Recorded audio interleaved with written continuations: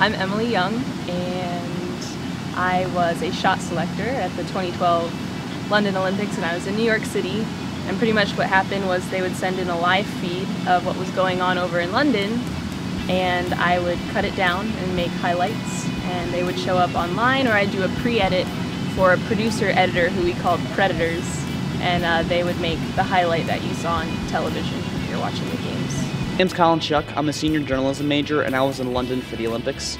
My position over there was a logger in central tape, so what that means is I worked where all of the Olympic feeds of all the sports came in for NBC, and what my job was to work with, I worked with 11 other interns, and what we did was we watched all the games, and we wrote down all the play-by-play of what happened, every point scored, every camera angle, every shot taken of everything.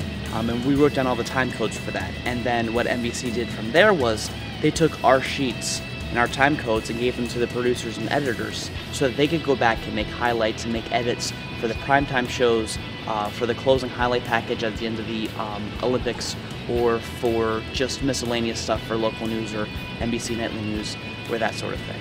I was actually a runner.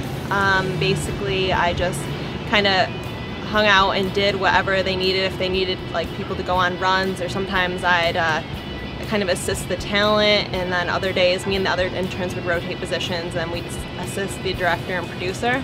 I was a logger for the swimming venue, basically. So I helped out with the swimming broadcast.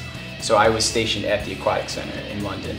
So they had a broadcast compound right outside the Aquatic Center. So every swimming broadcast I would be either in the production truck or in the broadcast truck, or in one of the editing booths, keeping track of all the fixes that they made, since it was never live.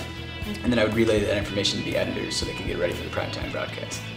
And it really is just long hours and hard work and doing whatever is asked of you, whether that's distributing rundowns or schedules or making sure that everybody that needs to be taken care of is. And the other difficult part were the hours. Like opening weekend, I worked 13.5 hours. I worked from 4 a.m. to 1 p.m. or sometimes 3 p.m. on the really bad days. The major challenge that we found happened more often than not was not knowing what to go to, and also having nothing to go to. There are certain times where there was so much going on. We had maybe 4 gold medal matches going on at a time, along with an overtime match. I know specifically there was a time where we had 2 judo matches going on, along with a boxing fight, or a boxing bout, and a soccer match. That was all medal matches. And we knew we had to get to certain things, but we had to let some of them go. So that decision-making process was intensive, but we were able to then decide what the fan would be most interested in watching and what was going to be done quickest and take the longest that we knew we could then get to. So it was very interesting seeing. It's just really cool to see what actually went into a production so big. So we had all of us at 30 Rock in New York City, but then there was like the same, amount of people in London. There were people in Stanford, and it was just kind of really amazing to be a part of such a big, intricate web of production and television, and it was surreal. It was really cool. This badminton match that I was just watching in my free time because I was at a lull in my day. And I just discovered that these 2 teams, the Chinese and the Korean team, were trying to throw the match simultaneously. So I asked my supervisor, and she's like, "Oh, do this definitely, because this is probably going to be a big deal." So I watched the whole game, and I edited the whole thing together. And then the next day, they actually showed the video to everybody else who was working with me to say "Oh, this person that had found the story," and they cut the highlight. And then at the end of the games, I looked and the video had 1 million views. I was ecstatic because I've never created any sort of media that has gotten that much attention.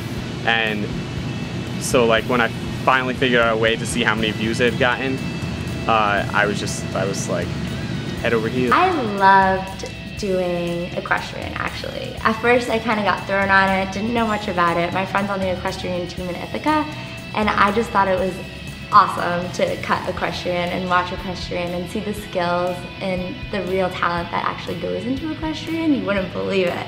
So I really like doing the tennis because the emotion behind it, being at Wimbledon, which is one of tennis's greatest venues to play at, the emotion behind it was just unlike any other. There were some really great matches in there, so I really got into the tennis. we're in London for 3 weeks working for the Olympics. How many people in their lifetimes are going to be able to say they worked for the Olympics? I mean, if it's volunteering for it, for working for a company, a media company, or working with athletes, who's going to say they could do that? It's such a great opportunity, so even when you're running around like crazy doing the most minute of tasks, it's just like really, really worth it. It was a lot of work, but I wouldn't change it for anything.